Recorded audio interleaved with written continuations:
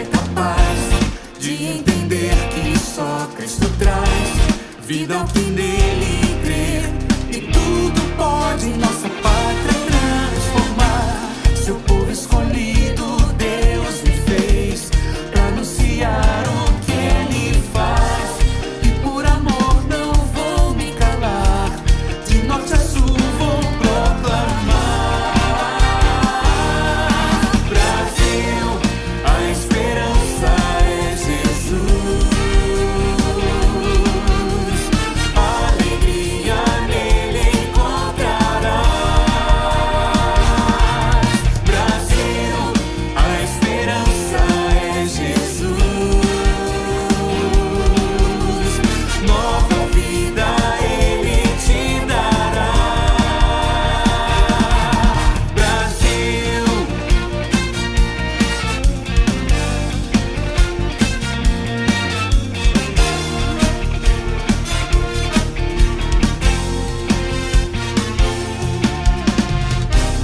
seu povo escolhido Deus me fez pra anunciar o que ele faz, e por amor não vou me calar, de norte a sul vou proclamar. Brasil, a esperança é Jesus, alegria nele encontrarás. Brasil, a esperança é Jesus, nova vida ele te dará. Brasil.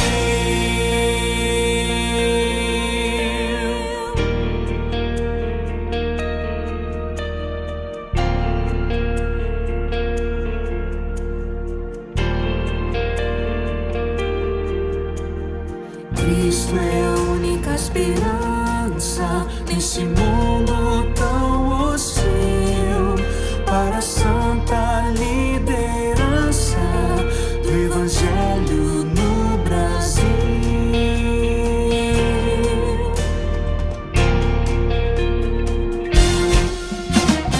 Cristo é a única esperança nesse mundo tão hostil, para a santa liderança do Evangelho no Brasil. A esperança é Jesus, alegria nele encontrarás. Brasil, a esperança é Jesus, nova vida ele te dará. Alegria nele encontrarás, nova vida ele te dará. Brasil.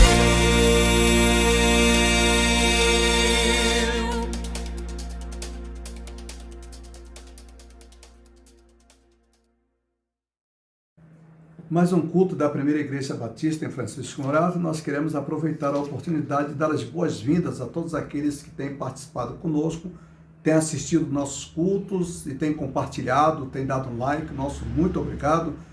E convidamos para que vocês continuem fazendo da maneira como vocês estão fazendo, dando um like neste culto. E além de dar um like também, eu gostaria de pedir, solicitar que você compartilhasse esse culto com quem você tem tido um relacionamento, uma amizade, né? Então nós agradecemos. Então, se esse culto tem sido uma bênção para a sua vida, compartilhe esse culto. Nós agradecemos. E nós solicitamos que você permaneça conosco até o final deste culto. Eu tenho certeza que esse culto vai ser uma bênção para a sua vida. Nós temos algumas comunicações, eu gostaria de fazê-las. Primeiro, eu gostaria de agradecer a Deus por aqueles irmãos que têm participado de forma muito intensa nos nossos apelos. A igreja continua recolhendo as primícias e nós temos pessoas que a igreja tem atendido aí com as cestas básicas, mas a gente gostaria que que essa contribuição dos irmãos aumentasse, porque o número de pessoas, o número de necessidades, as necessidades têm aumentado de forma geométrica. A gente gostaria de contar também com a participação. Você que nunca participou, procure participar. A Bíblia diz, aquele que sabe fazer o bem, não faz, comete pecado. Então ajude, viu? Você vai contribuir através da sua compra. Você faz quando você for fazer a sua compra mensal, compre 1 quilo de alimento não perecível, separe e leve lá para o santuário.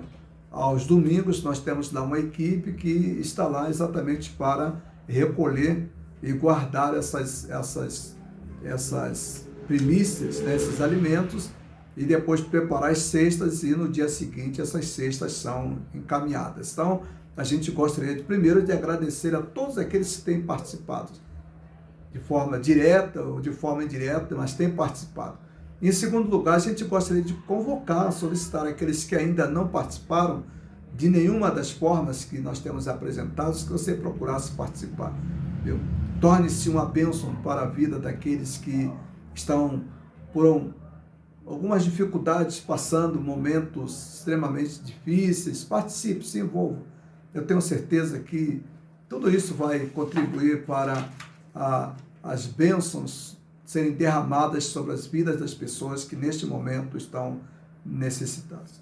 Aniversariante da semana, nós temos o André, que completou mais um ano de existência. Parabéns, André, que Deus abençoe e que você seja uma bênção aí para sua mãe, a Marisa. Então, parabéns, que Deus te abençoe. Também nós temos como aniversariantes, agora aniversário de casamento, Ananias e Marli. Marli é Ananias. E o parabéns ao casal. Tem sido um privilégio muito grande conviver com este casal. Esse casal tem sido uma bênção para a igreja, tem sido uma bênção para aqueles que normalmente convivem com eles, tem sido uma bênção para os filhos e também tem sido uma bênção para a minha família. Particularmente, a gente se sente muito honrado conhecer, gozar da companhia, da alegria, né, do Ananias, também da Marli. Então, parabéns a este casal. 35 anos de casados. Que Deus abençoe vocês de forma muito especial. Que vocês continuem sendo uma bênção. Não somente para a família, mas também para todos aqueles que convivem com os irmãos. Que Deus abençoe. Irmãos, nós também queremos lembrá-los que nos próximos dias, na próxima sexta, no próximo sábado e domingo, a igreja estará completando mais um ano de existência. Aliás, o culto de mais um ano de existência. 41 anos de organização. Na verdade, a celebração, o aniversário é dia 23, que cai na segunda-feira. Mas pelo fato de cair na segunda, a gente vai comemorar em duas datas especiais. Então, no sábado, dia 28, e depois no dia 29, no domingo. No sábado 28, vai estar pregando o pastor muito amigo nosso, a sua esposa também, muito amiga nossa, esteve conosco no seminário, fomos contemporâneos. O pastor é o pastor Natanael e a esposa é a irmã Jesuína. Ele prega no sábado e ela prega no domingo. E o nosso culto, o tema vai ser cultuando, né, em pandemia, cultuando em situações de pandemia. Então nós queremos convidar a todos, viu? Então, sábado, o nosso culto terá início às 18h30. No domingo também, 18h30. Então são dois cultos de gratidão a Deus, e nós gostaríamos que você, que é membro da igreja, procurasse participar.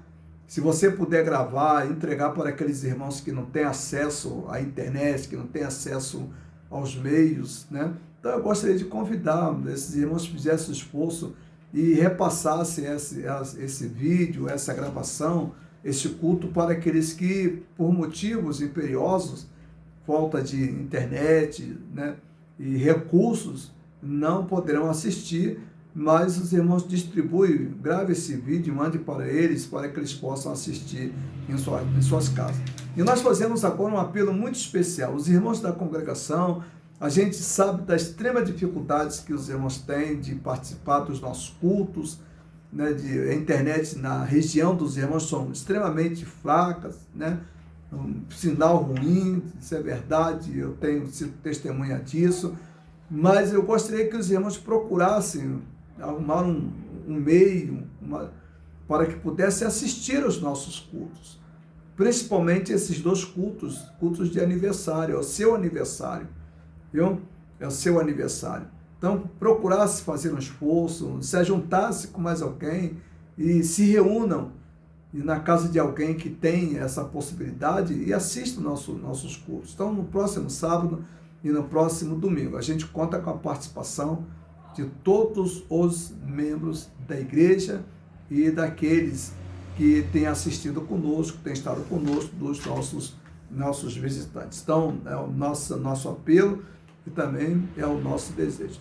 Parabéns à irmã Cristiane Alves, completou o seu curso de pedagogia, parabéns, mais uma vitória, Deus abençoe a irmã, e a irmã abençoe sua esposa, abençoe seu filho, e abençoe também todos aqueles que convivem com a irmã. A irmã foi abençoada, agora é hora de abençoar, né? Abençoar com o seu conhecimento, repartir o seu conhecimento, socializar o seu conhecimento. Então, parabéns, irmã Cristiane, que Deus, na sua infinita misericórdia, continue a conduzir a sua vida e que a irmã seja uma bênção para todos nós.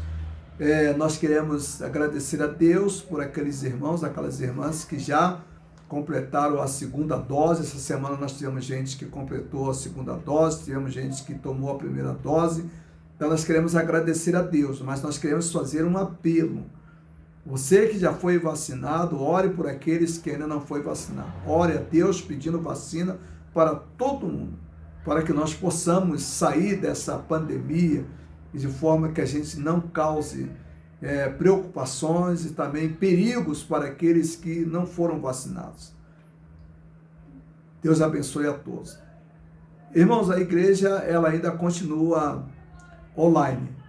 Nossos cultos têm sido online, nós queremos agradecer a Deus pela compreensão dos irmãos e nós não queremos ser perigo, não queremos constituir perigo para ninguém. Por isso nós ainda não reiniciamos os nossos cultos e nós solicitamos aos irmãos que tenham um pouquinho mais de paciência. Olha, a igreja tem sido muito abençoada, os nossos cultos, eu lembro os irmãos que nós temos cultos. Os nossos cultos terças-feiras, esses cultos têm sido uma participação fenomenal. Muita gente participando, muita gente envolvida, famílias, temos famílias inteiras que têm participado. Isso para nós tem sido motivos de grande alegria. E não somente isso, também temos irmãos de outros estados que têm participado conosco do nosso culto pelo Meet. Então, se você ainda não participou, participe, se integre. Deus tem uma bênção para você. Então nós temos o nosso culto na terça-feira, às 20 horas, 8 horas da noite, culto de oração e estudo bíblico. Aí nós temos no domingo pela manhã, escola bíblica dominical. Também tem sido uma bênção, né? Muita gente participando, muita gente envolvida, e estudamos as nossas lições, estudamos a Bíblia, e as lições têm sido muito proveitosas para o nosso crescimento. Então nós convidamos a todos. Participe conosco também domingo pela manhã, às 9 horas, através do Meet, nós distribuímos aí o link e os irmãos podem distribuir para aqueles que os irmãos acham que devem distribuir. Então eu peço aos irmãos, participe, viu? Se envolvam. E nós temos ainda alguns pedidos de oração. O Júnior, ele precisa muito das nossas orações. Passou momentos difíceis, esteve internado e ainda não pôde ser operado. A sua situação é uma situação extremamente delicada. Então ore pelo Júnior, viu? Que Deus possa abençoar e abrir as portas para que essa cirurgia possa se realizar e o Júnior possa assumir a sua vida normal, assumir as suas atividades. Ele está sendo impedido de assumir as suas atividades por falta, né, porque a saúde ainda está muito combalida, né, está tentando se restabelecer, mas está difícil porque a enfermidade que ele tem precisa de cirurgia. Oremos pelo Júnior para que Deus abra as portas. Aí lembramos também da irmã Máxima, vamos orar por ela, vamos orar pelo esposo dela, os dois têm cirurgias marcadas, as cirurgias já foram adiadas várias vezes, mas vamos continuar orando por eles, viu? Ore pelo esposo e ore também pela irmã Máxima, que logo que seja possível, eles obtenham as condições necessárias para passar por esta cirurgia. Então, que Deus possa abençoá-las. Vamos orar? Nosso Pai que estás nos céus, santificado seja o teu nome, ó Pai. Seja feita, ó Deus, a tua vontade, assim na terra como no céu. O pão nosso de cada dia, ó Deus, nos dá hoje e perdoe, ó Deus, as nossas dívidas, assim como nós também perdoamos aos nossos devedores. Ó Pai, não permita, ó Deus, que entremos, ó Deus, em tentações, mas livra-nos, ó Deus, do mal, ó Pai. Ó Pai, abençoe, ó Deus, cada membro da igreja, aqueles nomes que aqui foram citados, os aniversariantes, ó Deus bendito, os enfermos, ó Pai, tome cada um em tuas mãos, atenda, ó Deus, os nossos pedidos, ó Deus, para a tua honra, para a tua glória, para o teu louvor. Ó Deus, pedimos-te, ó Pai, por aqueles irmãos que estão lá, ó Deus, no santuário, fazendo aquela manutenção, o irmão Carlos, ó Deus, o irmão Ananias, abençoe aquelas vidas, ó Deus, e preserve, ó Deus, aquelas vidas de acidentes, ó Deus, e de qualquer outro tipo, ó Deus, de mal, ó Deus. Abençoe, ó Deus, aquelas vidas, cuide, ó Pai, daqueles lares.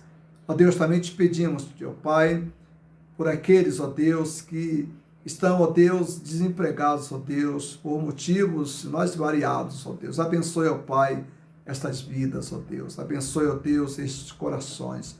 Abençoe, ó Deus, estas famílias, ó Deus. Agora, Pai, pedimos, ó Deus, que o Senhor toque, ó Deus, em nossos corações, para que nós possamos, ó Deus, também, ó Deus, ir de encontro, ó Pai, a essas necessidades. Abençoe o teu povo, abençoe a tua igreja e dá-lhes, ó Deus, a tua graça. Em nome de Jesus. Amém.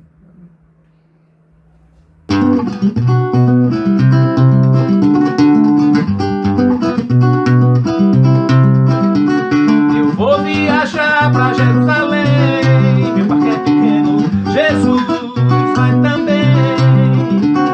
Eu vou viajar para Jerusalém, meu barco é pequeno, Jesus vai também.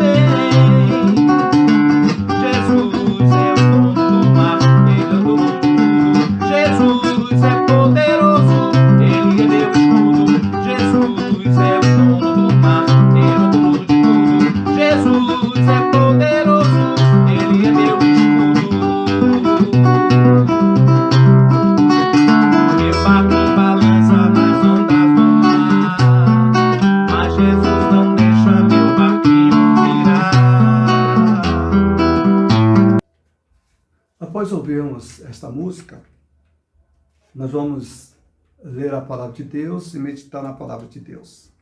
Mas antes de meditar na palavra de Deus, eu gostaria de fazer um convite e uma convocação. Amanhã, dia 23, é o dia do aniversário da igreja. Ou melhor, o dia da fundação da igreja. No dia 23 de agosto de 1980, era organizada por um grupo de irmãos, era organizada a primeira igreja batista em Francisco Morato. Essa igreja, ela passou por algumas dificuldades, as lutas foram muitas, mas a igreja continua vitoriosa. Deus tem abençoado a sua igreja. Essa igreja é uma igreja muito abençoada, apesar das lutas. Então a gente queria convidar os irmãos para que amanhã, segunda-feira, dia 23, gostaria de fazer um convite muito especial. Amanhã, dia 23, às 20 horas, estaremos nos reunindo para cultuar a Deus em culto de oração. Nós vamos agradecer a Deus por esses 41 anos de existência da primeira igreja batista em Francisco Morato. Nós vamos agradecer a Deus por tudo que Deus tem proporcionado a esta igreja. Agradecer a Deus as vidas daqueles que foram os fundadores. Agradecer a Deus as vidas daqueles que continuaram esse trabalho. E agradecer a Deus por esta geração que pertence hoje à primeira igreja batista em Francisco Morato. Então, amanhã, dia 23, nenhum membro da igreja que tem acesso à internet e que esteja em casa, nós abrimos mãos da sua não participação. Nós queremos que você participe. para agradecer a Deus as bênçãos, as vitórias, as lutas, os percalços, as derrotas, tudo que fez parte da existência da primeira Igreja Batista em Francisco Morato, nessa caminhada de 41 anos, e também os anos que a igreja foi congregação. Nós vamos agradecer a Deus por tudo, e a gente gostaria de contar com a participação do maior número possível de membros de igreja. Aonde quer que você esteja, nós queremos que você participe conosco. É um momento de gratidão, um momento de oração. E a gente quer chamá-lo, a gente quer convidá-lo para que você participe conosco. Dia 23, às 20 horas, culto pelo Meet, de fundação da igreja. E aproveitando a oportunidade, a gente também gostaria de convidar os irmãos da congregação lá do 120. Viu? Participe conosco amanhã, dia 23. Também vamos agradecer a Deus pela existência da congregação, pelos anos, pelas lutas, pelas vitórias. Nós vamos agradecer a Deus também. Viu? E aí lembramos, irmãos, que no próximo sábado e no próximo domingo, culto de aniversário. São 2 cultos, né? Cultos de aniversário. Primeiro culto, no sábado, pregará o pastor Natanael, e no dia 29 pregará sua esposa, a irmã professora Jesuína. Então nós queremos desde já convidar. E também fazer um apelo aos irmãos que estão sendo chamados pela irmã Cristiane para entregar uma foto. Os irmãos façam isso o mais rápido possível para que nós possamos montar o culto. Viu? Então que Deus te abençoe. Palavra de Deus. Nós vamos ler a palavra de Deus, nós vamos meditar na palavra do nosso Deus. O apóstolo Paulo escreveu na sua carta aos Romanos, capítulo 8, versículo 3, Paulo diz: pois o que era impossível à lei, visto que estava enferma pela carne, Deus o fez, enviando o seu Filho em semelhança de homem pecador, como oferta pelo pecado. Dessa forma, condenou o pecado na carne. Deus abençoe a sua palavra lida aos nossos corações. Nós vamos pensar nesta noite sobre o seguinte tema: um Deus que salva. Nós estamos trabalhando, estamos meditando aos domingos à noite, procurando usar os mesmos temas que têm sido usados nas revistas da Escola Bíblica Dominical. Ou quando muito nos aproximarmos, trabalharmos dentro da temática. E hoje então, hoje pela manhã, nós estudamos uma lição que fala um Deus que salva. E a gente aproveitou esse tema e estaremos meditando nele, né? Um Deus que salva. Esse Deus que salva é um Deus que está presente no meio dos homens. Isso a gente não pode se esquecer. Isso é basilar. Isso é de extrema importância para entendermos esse Deus que adoramos, esse Deus que cultuamos. Um Deus que salva. Antes de tudo, a gente deve lembrar-se que esse Deus que salva, ele é o Deus criador dos céus e da terra. Um Deus que está no comando, não somente no comando das coisas, mas também no comando deste universo. E é interessante que um Deus que é tão grandioso e que é criador deste universo, administrador desse universo, cuidador desse universo, é um Deus também que se preocupa profundamente conosco. Quando Ele nos criou, Ele não nos criou para que nós vivêssemos abandonados. Não houve um abandono de Deus. Mesmo nos momentos mais difíceis da humanidade, nos momentos de maiores turbulências, nos momentos que nós mostramos a Deus a nossa rebeldia, mesmo nos momentos que nós manifestamos como humanidade, diante de Deus, as nossas piores facetas, a nossa crueldade, a nossa incapacidade de amar, a nossa capacidade de ser cruel, mesmo diante de todo esse quadro, um quadro dantesco, um quadro que causa desânimo. Mesmo assim, Deus não nos abandonou. Esteve conosco, está conosco e continuará conosco. E é sobre esse Deus que nós queremos falar, um Deus que se compadece, um Deus que ama, um Deus que vem ao encontro, um Deus que nos carrega, um Deus que nos coloca em seus ombros, um Deus que chora conosco, um Deus que se alegra conosco, um Deus que participa também das nossas vidas, um Deus que se entristece dos nossos pecados, dos pecados da humanidade, um Deus que se entristece nas manifestações do pecado, nos vários segmentos da vida, tanto do ser humano como da vida da nação, como também na vida da humanidade. Um Deus que se entristece com a morte, um Deus que se entristece com a pandemia, um Deus que se entristece com aqueles que perderam parentes, perderam familiares, um Deus que se entristece com aqueles que estão nos leitos, um Deus que se entristece com aquelas famílias que também estão entristecidas pela partida de seus familiares, seus entes queridos. Esse é o Deus da Bíblia, esse é o Deus do Novo Testamento, esse é o Deus que se encarnou em Jesus e veio a este mundo salvar e buscar o que se havia perdido. Capítulo 8 da carta do apóstolo Paulo aos Romanos, versículo de número 3. Paulo vai tratar aqui de uma questão de extrema importância. Paulo vai tratar da relação da lei para com a salvação e com o pecado. E Paulo ele vai se expressar da seguinte maneira, já no início do versículo, pois o que era impossível à lei.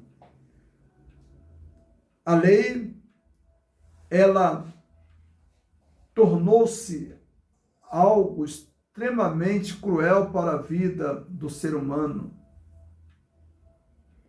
E quem transformou a lei em crueldade para a vida do próprio homem, fomos nós, seres humanos. Porque em determinados momentos do Antigo Testamento, em determinados momentos do Novo Testamento, e em determinados momentos das vidas que se passaram por toda esta história da humanidade, as leis foram usadas de formas inadequadas. A lei não foi usada para abençoar o ser humano, mas na maior parte do tempo a lei foi usada para a maldição, para amaldiçoar o ser humano, escravizá-lo e torná-los vítimas de extremas crueldades praticadas em nome da lei. E o apóstolo Paulo, ele vai nos apresentar algumas coisas que nós achamos extremamente interessantes no que diz respeito a este assunto. O primeiro, nós temos a chamada lei moral. Essa lei moral, ela foi foi utilizada por Deus para frear a pecaminosidade humana. E essa lei moral nós podemos encontrá-la lá nos 10 mandamentos. Não matarás, não adulterarás, não dirás falso testemunho, honra teu pai e tua mãe. Aquele decálogo, aqueles 10 artigos da lei, eles foram dados por Deus para que Moisés apresentasse àquele povo que Deus havia separado para uma missão muito especial, Deus separou aquele povo, Deus separou o povo israelita para que esse povo se tornasse bênção para todas as nações. Deus não salvou, Deus não separou Abraão para que Abraão produzisse, para que Abraão fosse o pai de uma nação exclusivista, de uma nação que, ao invés de abençoar, amaldiçoasse, de uma nação que se tornasse não solução do problema, mas se tornasse parte do problema. Não foi para isso que Deus separou, que Deus chamou Abraão. E Deus disse para Abraão que através dele todas as famílias da terra seriam abençoadas. E isto aconteceu através de Jesus Cristo.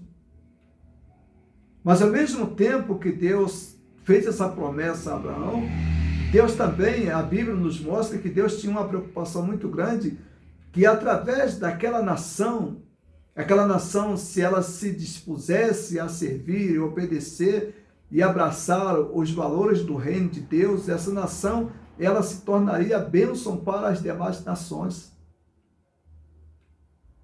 É para isso que Deus chamou o povo de Israel.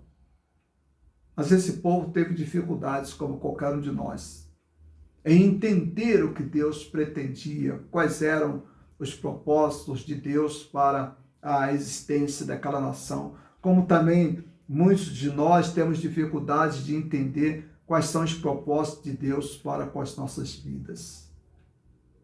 Então, a lei moral, ela foi dada por Deus para que a humanidade pudesse frear um pouco o alcance dos seus pecados, as manifestações dos seus pecados, as malignidades dos seus pecados, a crueldade dos seus pecados. Então, as manifestações pecaminosas nas várias áreas da vida humana, recebeu de Deus, através desse decálogo, instrumentos para que isso fosse freado, para que nós não vivêssemos em guerras constantes, destruindo uns aos outros. Então, o Antigo Testamento, quando apresenta os 10 mandamentos, apresenta com esse propósito, de que nós, seres humanos, não nos tornássemos extremamente cruéis e que os nossos pecados, as nossas manifestações pecaminosas, o que está presente no interior do nosso coração, de tudo quanto é ruim, isso recebesse um freio, para que não houvesse explosões de manifestações pecaminosas de cada um de nós. Então, esse é o objetivo da chamada lei moral. Frear as manifestações pecaminosas dos seres humanos. E nós também nos encontramos também dentro deste guarda-chuva de Deus, dessa proteção de Deus através da leitura e através das colocações em nossos corações dos valores do reino de Deus. E a Bíblia diz o seguinte, lá no capítulo de número 8 ainda, a partir do versículo de número 9, Paulo diz assim: com efeito, não adulterarás, não matarás, não furtarás, não darás falso testemunho, não cobiçarás, e se há um outro mandamento, tudo nesta palavra se resume: amarás o teu próximo como a ti mesmo. O amor não faz mal ao próximo, de sorte que o cumprimento da lei é o amor. Esse texto está lá em Romanos, capítulo de número 13, do versículo 9 até o versículo de número 10. Então, esse decálogo, ele é repetido no Novo Testamento em várias passagens. Em algumas passagens há uma repetição de alguns tópicos, de alguns artigos. Em outras passagens há repetições de um maior número de artigos. Em outras passagens nós temos repetições apenas de um artigo. Então, veja bem, nós temos no Novo Testamento, há toda uma apresentação desse decálogo como instrumento de Deus para frear a pecaminosidade de cada um de nós, a pecaminosidade da humanidade, a pecaminosidade da sociedade. Então, essas leis, elas foram colocadas, essa lei chamada lei moral, ela foi colocada com este objetivo. E aí, nós temos agora a divisão dessa lei chamada lei moral. A divisão que eu falo no sentido de uso, né? Primeira divisão que nós temos aí é o uso político. O uso político, ou civil desta lei, ou deste código chamado Código Moral. Nós temos na história da humanidade, bem recente, a história bem recente, nós temos duas grandes escolas filosóficas. A primeira escola é a escola iluminista e a segunda escola é a chamada escola contratualista. O que os iluministas faziam? Os iluministas foram filósofos que colocaram em choque ou questionaram a questão do rei, do poder absoluto. Porque esses filósofos, eles chegaram à conclusão que o rei, ele não tinha capacidade de ter sobre as suas mãos poder absolutos e até mesmo poder absoluto que era entendido como poder dado por Deus. Determinado momento da história, principalmente na Idade Média, período dos reis absolutistas, esses reis, eles entendiam que afinal de contas eles eram representantes de Deus. E como representantes de Deus, eles podiam fazer o que eles bem entendessem. Eles eram absolutos, eles eram donos do mundo. Nós temos o caso do próprio rei da França, que se colocou como representante. Eu sou o Estado, chamado Rei Sol. Eu sou o Estado. Então, poder absoluto. E esse poder absoluto, em muitos momentos nas vidas desses reis que eram tidos como representantes de Deus, eles se utilizavam deste poder para a prática de maldade, para a prática de crueldade. E a maioria dos reis foram homens extremamente cruéis, até mesmo aqueles reis que estão na Bíblia. Aliás, a questão do reinado nunca foi da vontade de Deus. Deus disse lá no livro de Samuel, Deus disse, olha, vocês querem um rei, o rei que vocês vão ter, os reis que vocês terão, esses reis aí, Deus faz uma lista. Deus disse, eles vão mandar os filhos de vocês para a guerra, eles vão explorar vocês, eles vão transformar vocês em escravos, eles vão viver na opulência e vocês vão viver na miséria. Então, tudo aquilo que Deus havia dito completou-se nas vidas daqueles reis que achavam que eram reis com poder absoluto. E esse poder absoluto, ele era chancelado pela igreja da época. A igreja que procurava oferecer suporte para a crença de que o rei, ele era representante de Deus. E também uma leitura extremamente fragilizada, uma leitura extremamente superficial e uma leitura extremamente ideológica da carta do apóstolo Paulo aos Romanos, no capítulo de número 13. Então, isso levou o quê? Levou o rei a assumir este papel que eles eram, os reis assumiram o papel que eles eram representantes de Deus, e como representantes de Deus, eles tinham poder absoluto, e eles podiam usar a lei da maneira que eles bem entendessem. Então, em função disso e por outros fatores econômicos, fatores educacionais, fatores filosóficos, levaram esses homens chamados iluministas, esses filósofos, a fazer uma revisão e contribuir através das suas ideias para o desaparecimento ou para a derrubada, em alguns casos, derrubadas violentas, do reinado, como no caso do reinado francês. A Revolução Francesa foi um derramamento de sangue. Exatamente por causa disso, porque o rei tinha poder absoluto.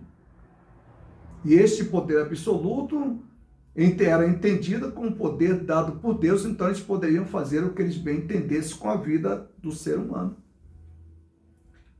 Então, a lei civil, essa lei política, a lei abraçada dentro de um contexto político, a lei produz exatamente essas aberrações, esses desvios, e contribui para a prática da crueldade. E nós temos isso não somente lá no reinado, nos reinados dos reis absolutos, nós temos também no decorrer da história da humanidade, nós temos essa prática que nós chamamos a utilização da lei civil, a utilização da lei para fins políticos, que afinal de contas conduzir a humanidade em grandes flagelos, em grandes sofrimentos, momentos dificílimos para a existência do ser humano, em momentos de auge de martírios e de crueldades e de maldades e malignidades presentes naquele momento histórico. Nós podemos ver, por exemplo, o caso do nazismo. Um momento muito difícil para a humanidade. Momento em que as crueldades elas foram inigualáveis. Mas se fez isso com o apoio de quê? Se fez isso com o apoio da lei. Era, lá no período do nazismo, era legal. A lei permitia, a lei autorizava você eliminar as pessoas que eram diferentes de você. Ao uso da lei. Em segundo lugar, aí nós temos o surgimento desses homens. Primeiro os iluministas. Aí nós temos depois um outro grupo de filósofos chamados contratualistas, e no meio desses filósofos a gente não pode deixar de destacar dois, que são importantíssimos até hoje. O primeiro deles é Thomas Hobbes. O que Thomas Hobbes dizia? Thomas Hobbes dizia o seguinte, que o ser humano ele é lobo o homem é lobo do homem. O que Thomas Hobbes dizia? Que o ser humano nasce mal e o ser humano vai ser mal e o ser humano vai utilizar a sua maldade. O ser humano já é mal por natureza. Aí aparece outro filósofo chamado Jean-Jacques Rousseau, e Jean-Jacques Rousseau diz assim, olha, o homem não é mau, o homem nasce bom. Agora, a humanidade é que vai corromper esse homem, a humanidade que vai transformar esse homem em feras, que vai transformar esse homem em bestas. É a influência da humanidade.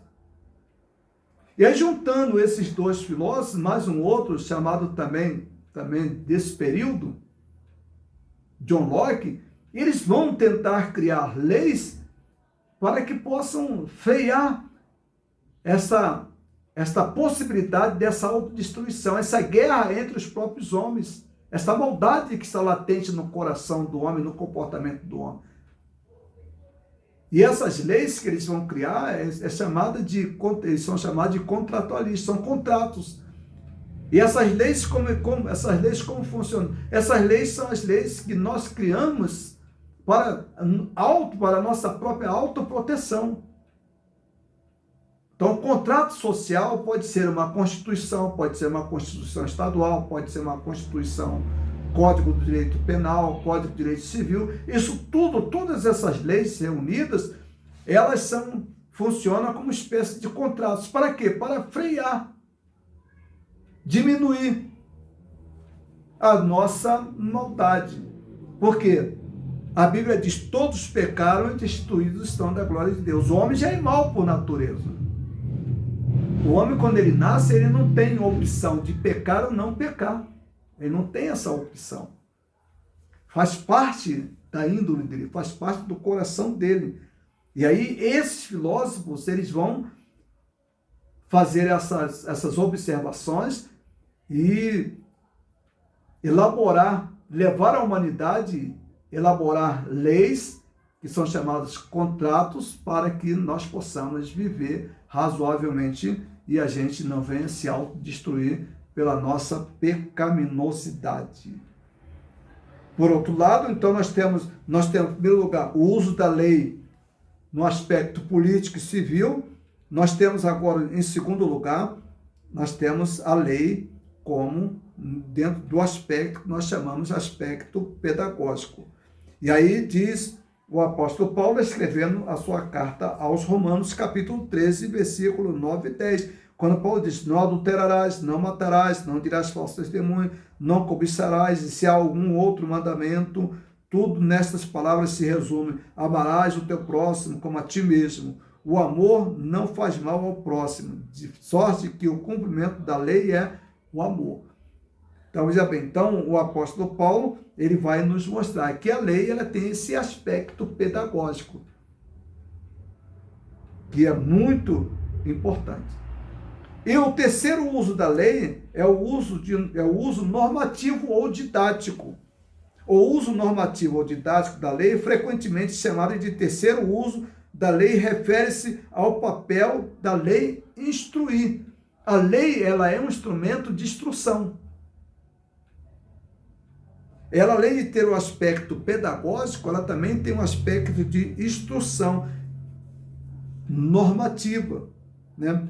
Mas o que o apóstolo Paulo vai dizer?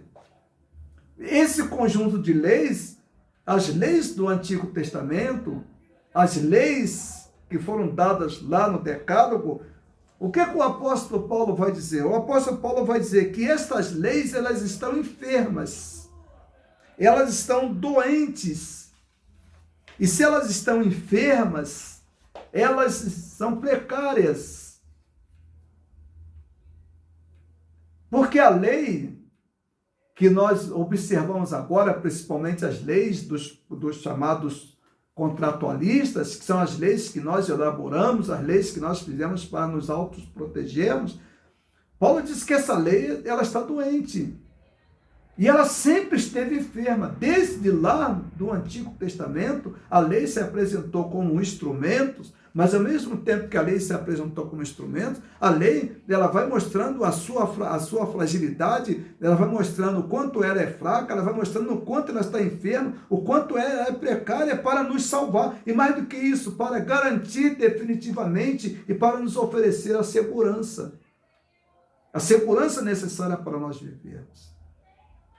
No Antigo Testamento, por exemplo, as leis dos 10 mandamentos, no decorrer dos séculos, esses mandamentos, eles foram sendo aperfeiçoados à visão daqueles que estavam na direção da nação, daqueles que dirigiam a nação.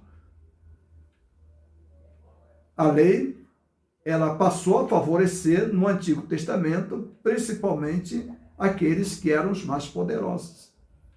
E esse comportamento da lei, essa elaboração da lei, ela permanece até os dias de hoje. É só observarmos as leis brasileiras, as leis americanas, as leis inglesas, as leis dos países muçulmanos. Em qualquer parte do mundo, é bom que se diga isso, em qualquer parte do mundo, as leis, em grau maior ou em grau menor, elas favorecem a determinados tipos de grupos. Que grupos são esses? São os grupos que têm maior poder econômico. Há países que conseguem minimizar essa distância, mas outros países não conseguem minimizar a distância. Alguns países, essas leis são leis gritantes, no que diz respeito a prejudicar os menos favorecidos. Quando você pega as leis brasileiras, as últimas leis que têm sido elaboradas pela Câmara dos Deputados, as leis, a maioria absoluta, estão sendo feitas para prejudicar quem? Para prejudicar os menos favorecidos. Se você não sabia, vou te dar uma informação.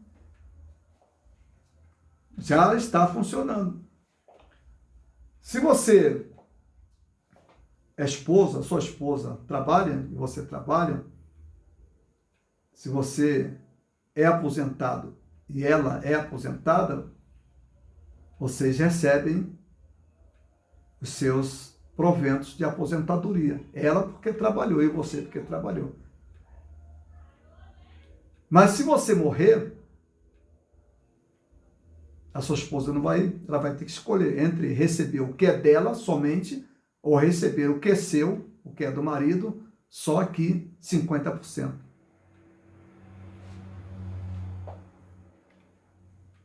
Esse tipo de leis não é aplicada, por exemplo, para os juízes, não é aplicada para os militares de alta patente, não é aplicada para os deputados, mas é aplicada somente para aqueles que vivem e dependem do INSS. Ela é uma lei discriminatória, ela é uma lei cruel. É uma lei que daqui a 10, 15 anos nós teremos uma população brasileira quase na miséria absoluta. Claro que isso é coisa que ninguém gosta de falar, principalmente no momento que nós estamos vivendo. Mas é uma coisa que você vai enfrentar e que eu vou enfrentar, que minha esposa vai enfrentar. Você vai enfrentar. Então, veja bem, a malignidade da lei, ela sempre esteve presente na história da humanidade. Por isso que o apóstolo Paulo diz, a lei está enferma, a lei está doente. A lei está doente por quê? Porque a lei, ela é produto de quê? Ela é produto da produção humana, é o ser humano que produz a lei. O código moral foi estabelecido por Deus, mas esse código moral que foi estabelecido por Deus, no período da história do povo judeu ou do povo israelita, essas leis, elas foram distorcidas. Quando elas chegam na época de Jesus Cristo, elas chegam totalmente enfermas, doentes. Uma lei que prejudica aqueles que estão fora do poder e que favorece aqueles que têm o poder. Olha, se essa lei ela é enferma para a nossa autoproteção, para o nosso autocuidado, ela se torna muito mais enferma para aquilo que nós chamamos de salvação. Então, essa lei, tanto a lei moral quanto as demais leis, as leis cerimoniais, as leis religiosas, as leis cultuais, elas não têm possibilidade nenhuma, poder nenhum de nos salvar, porque todas elas nasceram doentes, estão enfermas, elas são precárias, elas são produtos da nossa visão, produtos do pecado do próprio ser humano. Então, com uma lei que é produto do pecado, da visão errada do ser humano para com o próprio ser humano, que poder terá essa lei? Então, a lei ela está enferma. Olha, se ela está enferma, ela não pode salvar ninguém. E o apóstolo Paulo ele vai detectar isso. Ele vai dizer, esta lei ela está enferma, essa lei ela é incapaz de salvar. Por que ela é incapaz de salvar? Porque ela está enferma. O apóstolo Paulo diz, essa lei está enferma. Olha o que diz, pois o que era impossível a lei, visto que estava enferma pela carne, Deus o fez enviando o seu Filho em semelhança de homem pecador, como oferta pelo pecado, dessa forma condenou o pecado na carne. Então, não havia nenhuma possibilidade de salvação do ser humano. As leis criadas por nós foram leis prejudiciais. Prejudiciais ao outro e prejudiciais a nós mesmos. E aí o apóstolo Paulo ele vai dizer qual a solução para isso.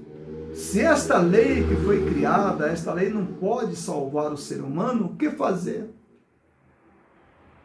Aí Paulo vai dizer que Deus olhando dos céus, Deus vendo a situação do ser humano, Deus vendo a precariedade que nós estamos vivendo, a fragilidade das nossas leis, E Deus vendo exatamente que cada vez que o mundo avançava, cada vez que os anos, os séculos avançavam, nós nos aprimorávamos na prática da maldade, na prática do pecado, na prática da crueldade, na prática da malignidade. Então Deus intervém em favor deste homem. Como Deus fez isso, o apóstolo Paulo disse que Deus enviou seu Filho, ainda no versículo de número 3 do capítulo 8 da carta de Paulo aos Romanos, Paulo diz, e isso fez Deus enviando o seu próprio Filho em semelhança de carne pecaminosa no tocante ao pecado. Então Deus envia seu Filho, Deus deixa os céus, como diz o apóstolo Paulo escrevendo sua carta aos Filipenses. Como diz o profeta Isaías, como diz o profeta Miqueias, como diz vários dos profetas do Antigo Testamento. Deus olha dos céus e Deus olha para nós e Deus não vê nenhuma possibilidade de nós nos auto-resgatarmos. Deus percebe que cada vez mais nós estamos nos afundando nos nossos próprios deleitos, nossos próprios pensamentos, na nossa própria maldade, na prática do pecado, e cada vez nos autodestruindo e destruindo o próximo. Deus não vê nenhuma solução. O que Deus faz? Então Deus toma providência. Qual a providência que Deus tomou? De enviar seu Filho a este mundo para salvar e buscar o que se havia perdido. E aí Deus vai nos salvar. Deus veio nos oferecer salvação através de Cristo Jesus. Mas para que isso ocorresse, ele teve que abrir mãos da sua glória, ele teve que abrir mão das suas prerrogativas, ele deixa os céus e desce aqui, habita conosco, sofre tudo aquilo que nós sofremos, passa por tudo aquilo que nós passamos, com exceção do pecado. Em tudo foi tentado, como diz a palavra de Deus. A sua vida foi uma vida de muito sofrimento causado por nós, causado pela nossa maneira de ver, pela nossa visão da lei.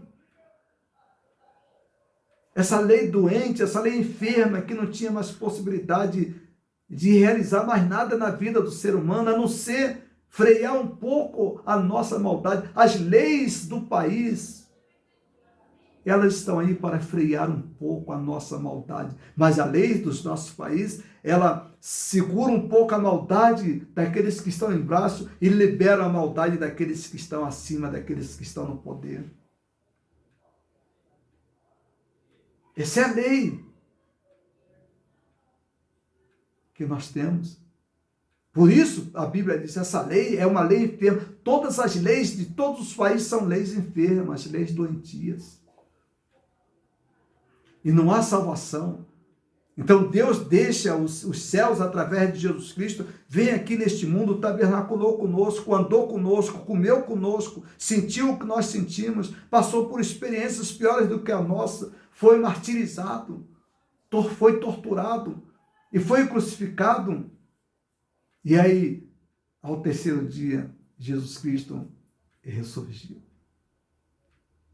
E quando ele ressurgiu, ele garantiu a abertura absoluta para todos aqueles que desejam e querem ser salvos. Que ele veio salvar e buscar o que se havia perdido.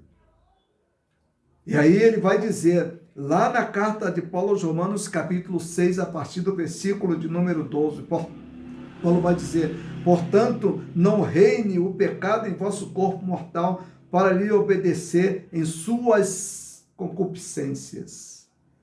Nem tampouco apresenteis os vossos membros ao pecado por instrumentos de iniquidade. Porque a lei dá essa abertura de manifestarmos, de oferecer os membros dos nossos corpos, oferecer as nossas mãos, oferecer a nossa inteligência, oferecer os nossos olhos, oferecer os nossos ouvidos, oferecer os nossos passos, oferecer os nossos caminhar, oferecer os nossos pés. Tudo isso, a lei, ela permite que nós ofereçamos tudo isso como instrumentos do pecado. Ao assinar uma lei injusta, ao fazer uma leitura equivocada, que prejudique o outro. Então, tudo isso são instrumentos que nós utilizamos, que o ser humano utiliza para prejudicar o outro. Paulo diz, e esses instrumentos, eles escravizam os membros do corpo do ser humano. Paulo diz aí no versículo 14, porque o pecado não terá domínio sobre vós, pois não estáis debaixo da lei. Aqueles que aceitaram a Jesus Cristo, aqueles que foram alcançados por Jesus Cristo, aqueles que permitiram que Jesus entrasse em seus corações, o apóstolo Paulo vai dizer, olha, esses não vivem mais debaixo da lei, mas esses vivem debaixo da graça. Se vivem debaixo da graça, a lei não terá mais domínio sobre vocês. Pois que, versículo 15, pecaremos porque não estamos debaixo da lei, mas debaixo da graça? Paulo diz, de modo nenhum. Então, Deus interveio neste mundo para salvar o ser humano que estava perdido nos meandros das leis criadas e administradas pelo próprio ser humano. E essas leis, Paulo disse que elas são enfermas. E verdadeiramente são. Portanto, pense seriamente na sua situação. Abra o seu coração para Jesus. Permita que Ele entre em seu coração para que você possa viver. Passe a viver na graça e não debaixo da lei. Porque a lei não terá domínio. O pecado também não terá domínio sobre a sua vida. Mas o que deve dominar a sua vida é a graça. E essa graça só Deus pode oferecer. E você só pode alcançá-la se verdadeiramente você permitir, abrir o seu coração para Jesus e permitir que Ele entre em seu coração. Deus abençoe a sua vida, Deus abençoe o seu coração. Vamos orar. Pai nosso que estás nos céus. Ó Deus, a Tua palavra foi lida, ó Deus, exposta aos nossos corações. Permita, ó Deus, que aqueles que estão à escuta da nossa voz, ó Deus, que ainda não abriram seu coração para Jesus, abram, ó Deus, para que a graça possa se manifestar e a graça de Jesus possa salvá-los. E a graça de Jesus possa dar novas dimensões na vida deles, ó Deus. É para isso, ó Deus, que o Senhor tem nos colocado, Deus, diante deles. Ó Deus, abençoe, ó Pai, estas vidas. Abençoe estes corações, ó Deus. E, ó Deus, bendito, continue falando, ó Deus, aos nossos corações e que nós, ó Deus, através do Teu Espírito Santo, ó Deus, possamos ser convencidos a cada dia, ó Deus, da necessidade, ó Deus, de vivermos mais e mais pela graça e abandonarmos, ó Deus, mais e mais, ó Deus, as práticas, ó Deus, pecaminosas. Ó Deus bendito, muito obrigado, ó Pai, por tudo. Em nome de Jesus. Amém. Nós vamos ouvir uma música e logo em seguida a gente retoma.